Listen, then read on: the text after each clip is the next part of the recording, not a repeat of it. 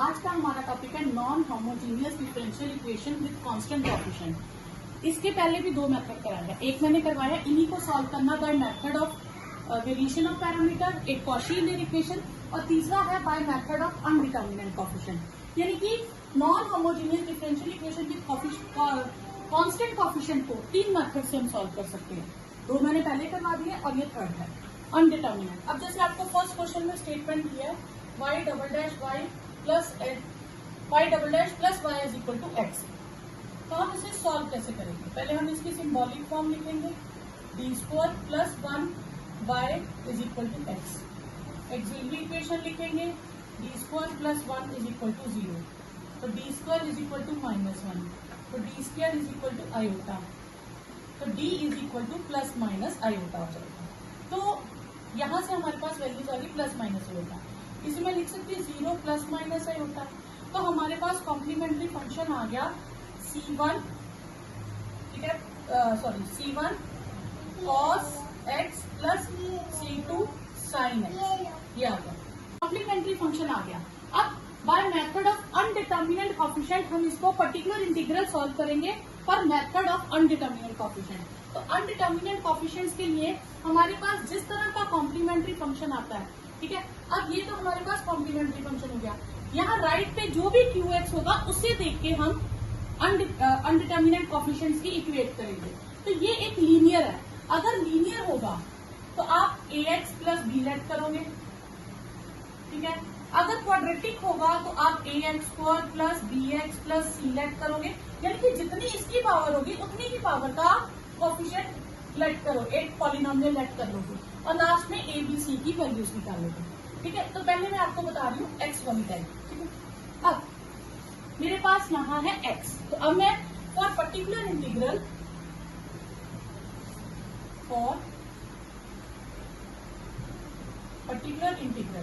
तो मैं क्या करूंगी, मैं y को मान लूंगी a प्लस बी एक्स, ठीक है। तो y डैश क्या हो जाएगा b, y डबल डैश क्या हो जाएगा 0। अब y डैश और y डबल डैश की वैल्यूज मैं स्टेटमेंट में डाल दूंगी, पुटिंग इन 1, तो मेरे पास आएगा 0 plus a plus B X is equal to X, ठीक है। अब यहां से मैं इक्वेट करूंगी कोएफिशिएंट, तो जब मैंने इक्वेट करूंगी कोएफिशिएंट्स को इक्वेट करूंगी तो constant term coefficient of x equate करूंगी तो b और इधर से 1 आएगा, एक वैल्यू आ गई b की। जब मैं कांस्टेंट टर्म्स को इक्वेट करूंगी तो यहाँ a है और यहाँ कांस्टेंट टर्म नहीं है तो 0 आ गया, यानी कि जो मेरे पास पर्टिकुलर इंटीग्रल हो गया वो क्या हो गया, मेरे पास a y is equal to a कितना 0, b कितना है 1, x आ गया, तो y is equal to x आ गया। तो कंप्लीट सोल्यूशन हो गया आपके पास complementary function plus c2 sin x plus particular integral, ये हो गया। सेकेंड क्वेश्चन है y double dash minus 3y डैश minus 4y is equal to 8। Symbolic form हो गई D square minus 3d minus 4 into y is 8, ठीक है। Auxiliary equation आपके पास हो जाएगी D square minus 3d minus 4 is equal to 0। इसके फैक्टर बनाएंगे तो d minus d plus 1 into d minus 4 is equal to 0, d की वैल्यूज आ जाएंगी -1 एंड 4। तो जो कॉम्प्लीमेंट्री फंक्शन होगा वो c1 e raise to power minus X, c2 e raise to power 4x। Particular integral के लिए हम क्या लेंगे, पर्टिकुलर इंटीग्रल के लिए हम राइट हैंड साइड पे जो लिखा होता है उसके अकॉर्डिंग लेते हैं। तो इधर कांस्टेंट है, तो फॉर पर्टिकुलर इंटीग्रल y को हम मानेंगे कांस्टेंट, फिर जो भी हमने y माना था उसकी डिफरेंशिएशन करनी है। कितनी डिफरेंशिएशन करनी है, जितनी स्टेटमेंट में लिखी है, ठीक है, उतनी डिफरेंशिएशन करके हमने वो सारी वैल्यू स्टेटमेंट में डाल देनी होती है। तो पुटिंग इन 1, तो हमारे पास आ गया 0 माइनस 3 इंटू 0, 4 y की जगह a 8, this implies minus 4a is equal to 8, तो a is equal to 8 by minus 4 that is -2। तो मतलब मेरे पास पर्टिकुलर इंटीग्रल आ गया y इज -2। तो complete solution is complementary function plus particular integral, तो c1 y is equal to c1 e raise to power minus X, c2 e raise to power 4x और -2, ये आपके पास आंसर आ गया। Next question है y double dash plus 4y dash plus 3y is equal to 3x। हम इसकी symbolic form लिखेंगे, that is d square plus 4d plus 3 with y is equal to 3x। Auxiliary equation आ गई आपके पास d square plus 4d plus 3 is equal to 0। इसके factor बन गए d प्लस 1 d प्लस 3, तो आपके पास आंसर आ गया d is equal to -1 and -3। तो आपके पास कॉम्प्लीमेंट्री फंक्शन आ गया c1 e raise to power -x, c2 e raise to power -3x। ठीक है, उसके बाद अब हमने लेना पर्टिकुलर इंटीग्रल। वो किसके अकॉर्डिंग होगा? वो 3x के अकॉर्डिंग होगा। तो पर्टिकुलर इंटीग्रल के लिए y को हम मान लेंगे, अब ये 1 डिग्री है तो लीनियर होगा, तो वो हम लेंगे a प्लस, ठीक है, इसको हम ले लेंगे a प्लस bx। फिर हम इसकी डिफ्रेंसिएशंस करेंगे, जो डिफ्रेंसिएशंस की वैल्यू आई है उन्हें हम फिल कर देंगे। तो मेरे पास आ जाएगा y डबल डैश 0 है, y डैश की जगह b है, और y के को मैं रिप्लेस कर दूंगी a प्लस bx से, और ये है 3x।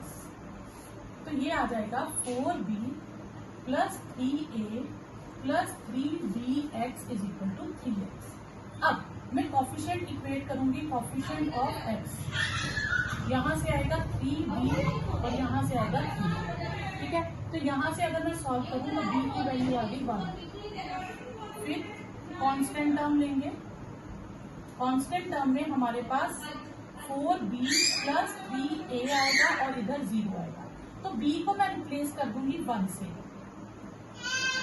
तो 3a इज -4, तो दिस इम्प्लाइज a आपके पास आ जाएगा -4/3।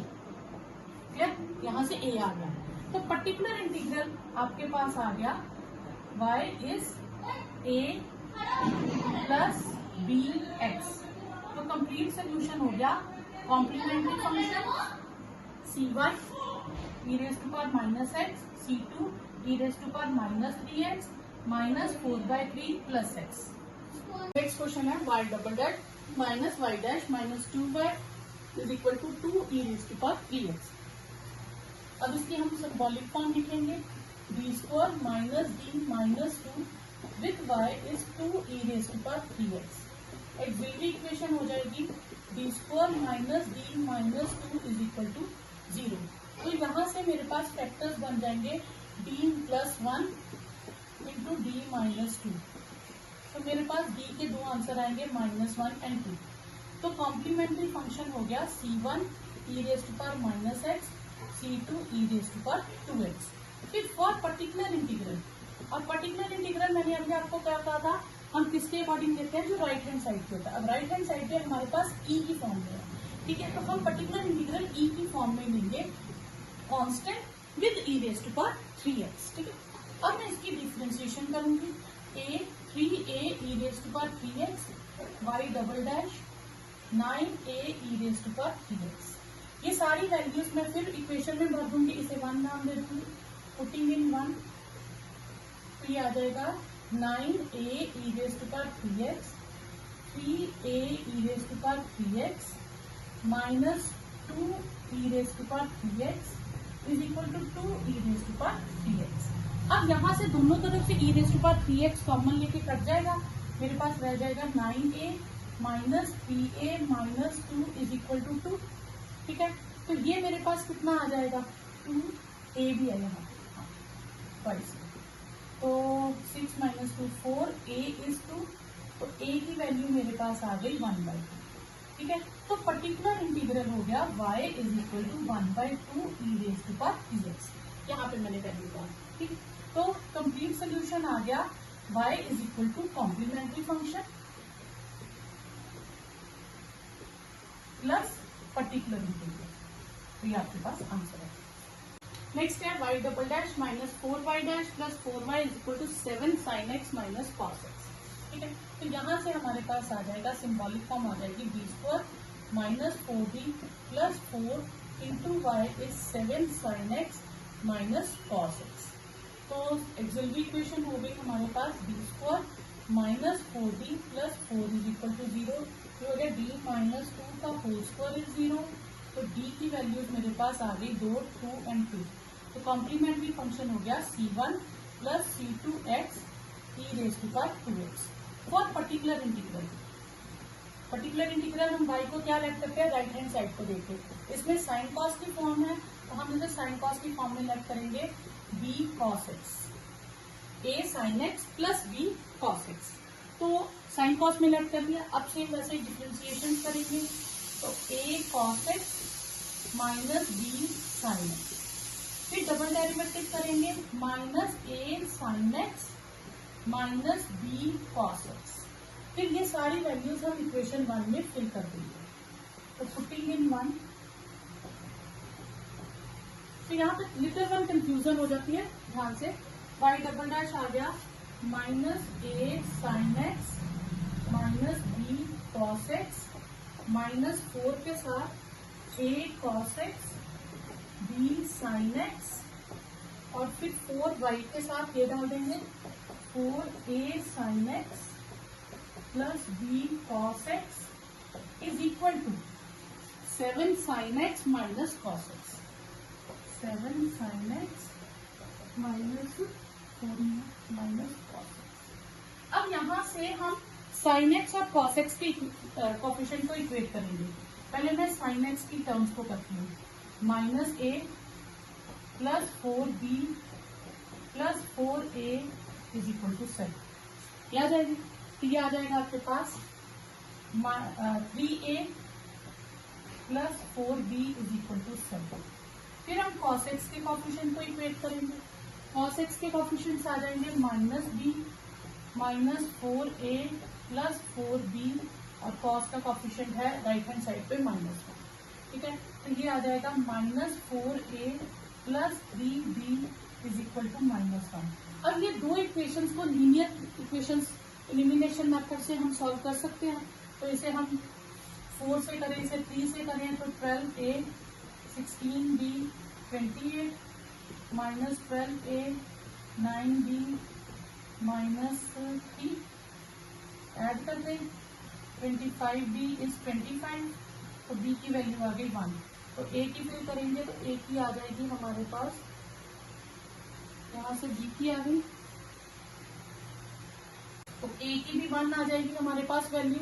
अब a और b की वैल्यूज आ गई, तो यहाँ से मेरे पास पर्टिकुलर इंटीग्रल आ जाएगा y is equal to 1 sin x plus 1 cos x। Complete solution हो गया particular integral c1 plus c2 x e raise to power 2x plus sin x plus cos x। अब इक्वेशन है d square y by d x square plus 2 dy by d x plus 4y is equal to this thing. तो पहले हम symbolic form लिखेंगे, D square plus 2d plus 4 into y is 2x square plus 3 e raise to power minus x। Auxiliary equation आ जाएगी D square plus 2d plus 4 is equal to 0। अब इसकी middle term split करके factors नहीं बनेंगे, तो हम 10 का फॉर्मूला डिस्क्रिमिनेंट वाला minus b plus minus b square minus 4ac upon twice a minus 2 plus minus 4 minus 16 upon 2 minus 2 plus minus root 12 upon 2, तो ये आ जाएगा 2 root 3 iota upon 2 minus 2 plus minus root 3 iota. ठीक है, 2 से भी 1 बचेगा क्योंकि कॉम्प्लीमेंट कर रहे हैं। तो कॉम्प्लीमेंट्री फंक्शन आ जाएगा c e raise to power c, ये कॉम्प्लेक्स में आएगा ना, e raise to power minus x c1 cos root 3x plus c2 sine root 3x। ठीक है, ये आपके पास आ गया कॉम्प्लीमेंट्री फंक्शन। ठीक है, अब आपको लेना है पर्टिकुलर इंटीग्रल, और पर्टिकुलर इंटीग्रल y को हम लेट करेंगे, इस तरफ देखिए तो क्वाड्रेटिक भी है और e प्लस ई वाली भी है, तो मुझे दोनों ही लेने पड़ेंगे। तो इसके लिए मुझे दोनों तरह से पहले क्वाड्रेटिक भी लेना पड़ेगा, a plus B x plus c x square plus d E raise to power minus x, ये सारी टर्म लेनी पड़ेगी। अब मुझे डबल डेरिवेटिव करना पड़ेगा, y डैश आ जाएगा b 2c x D E raise to power minus x.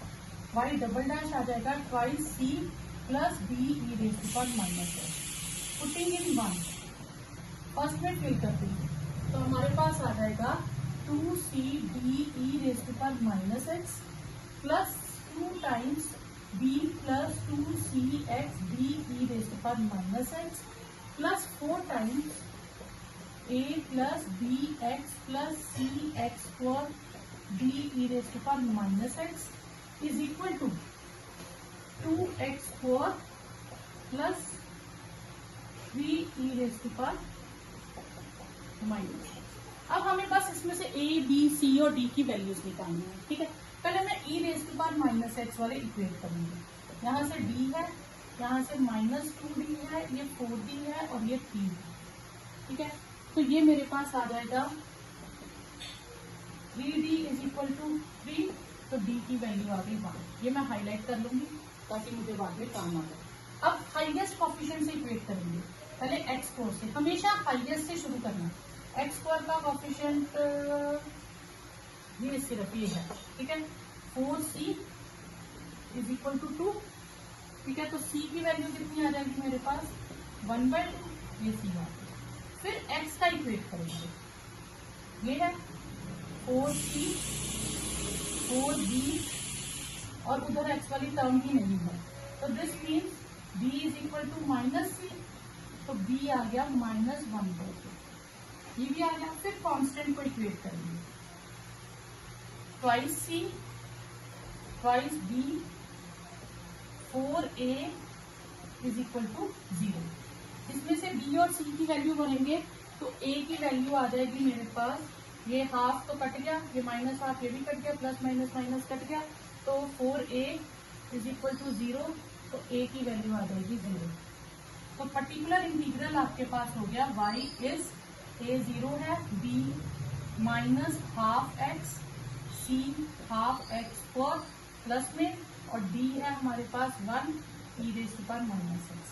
तो कंप्लीट सोल्यूशन हो गया complementary function e raise to power minus x c1 cos root 3x plus c2 sine root 3x plus minus 1/2x plus 1/2x square और e raise to power minus x. Next है आपको particular integral के लिए क्या करना है, qx मतलब क्या दिया हुआ आपको राइट हैंड साइड पे यहाँ दिया और यहाँ qx लिखा होता है। जो राइट हैंड साइड पे लिखा होता है उसके अकॉर्डिंग हम y लेट करते हैं। कांस्टेंट हो तो आप a लेट करोगे, लीनियर हो तो आप ax प्लस b लेट करोगे, क्वाड्रेटिक हो तो आप क्वाड्रेटिक लेट करोगे। साइन या कॉस में से कोई एक आए या दोनों आए तो आप लेते दोनों ही हो, चाहे सिर्फ साइन एक्स है तब भी साइन और कॉस लेना है, सिर्फ कॉस एक्स है तब भी साइन और कॉस लेना, दोनों है तब भी ये लेना। ई रेज पर ए एक्स हो तो ए ई रेज पर ए एक्स से करना है। एक्स स्क्वायर हो तो क्वाड्रेटिक लेना, लीनियर हो तो लीनियर लेना। ई एक्स के साथ कॉस या साइन में से कुछ आए तो आपको दोनों लेने पड़ेंगे। एक्स ई ए एक्स कॉस बी एक्स आए तो ये लीनियर है, तो यहाँ लीनियर लेना पड़ेगा, एक बार कॉस के साथ एक बार साइन के साथ, ठीक है। अब लीनियर प्लस साइन हो तो लीनियर प्लस साइन और कॉस दोनों ही आते हैं, साइन कॉस में से एक भी हो। क्वाड्रेटिक हो तो क्वाड्रेटिक आएगी साइन के साथ भी और कॉस के साथ भी। तो इसी में से आप सॉल्व करके इन सब की values a b c d e compare करके जो भी आप लेट करोगे उसे एक बार डिफ्रेंशिएट, 2 बार डिफ्रेंशिएट और स्टेटमेंट में यहाँ जो भी लिखा होगा उसमें फिल करोगे, फिर इक्वेट करके आप कॉन्स्टेंट्स की वैल्यू निकाल लोगे। तो इसी तरह से आप सारे पास करोगे।